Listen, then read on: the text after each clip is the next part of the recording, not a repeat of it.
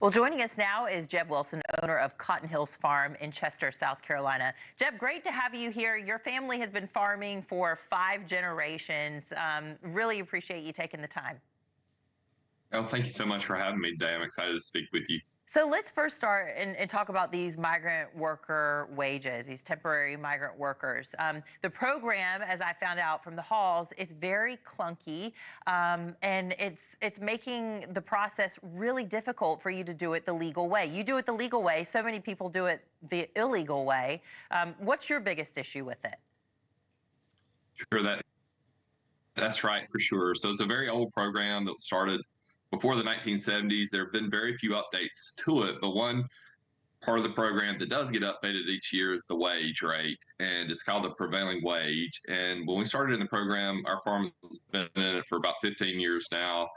I think we were paying the workers about $9 an hour, and this year we're approaching $17 an hour. And the wage rate goes up regardless of what else is going on in the country. We have to pay for the workers to come here. We have to pay for them to go home. We have to provide housing while they're here.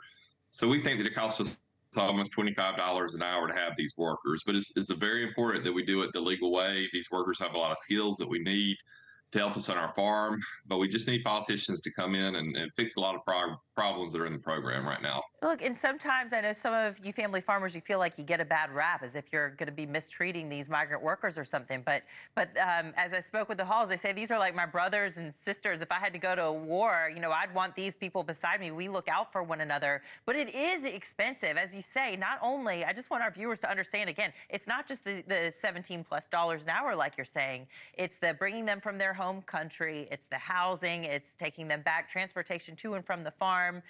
It really adds up. But can you get any Americans to actually do the job?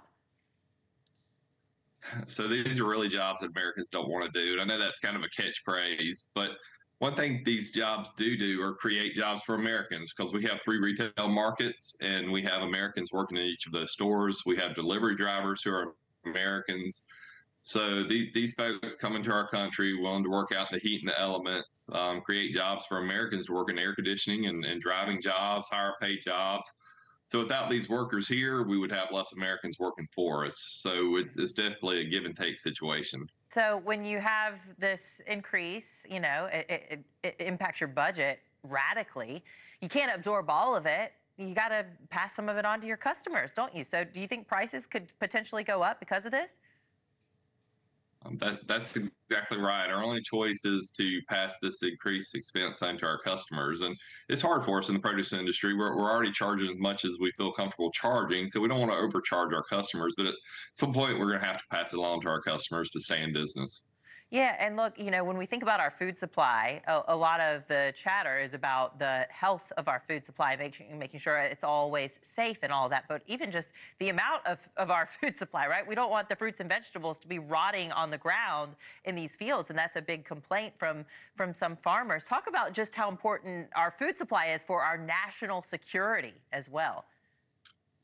Sure. So I have the opportunity to go to Washington every year with South Carolina Farm Bureau and talk to our representatives, and we have to make them see that it's a food safety issue.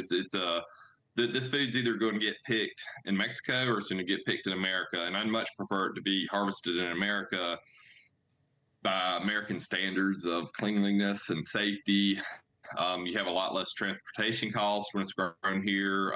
We're blessed. I'm here in South Carolina, and we can grow so many fruits and vegetables here on the East Coast if we want to, but we have to be committed to doing it. Our government has to commit to wanting it to happen for it to take place, but it provides us with cleaner, fresher, more local produce when we're able to bring the workers here and grow this produce here locally.